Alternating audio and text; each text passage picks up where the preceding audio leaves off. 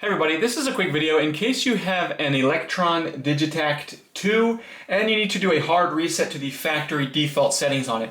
Now there's kind of two reasons you're going to want to do this. The first one is troubleshooting. If you're having any issues with the device not working, not making sounds correctly, if it seems to be sluggish or not responding, a hard reset can fix a lot of these issues.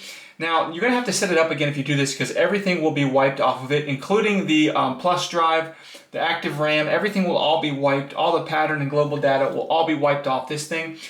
So if you want to get a fresh start, like you're just getting it new out of the box, we can go ahead and do that. It's pretty easy to do. So if you want to proceed, we'll go ahead and proceed. All you need to do is first you got to open up the startup menu here. And to do that, you're going to turn the device off. And then what you want to do is you're going to press and hold the function key.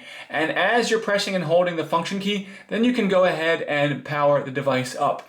And continue to hold it until you see that startup menu pop up.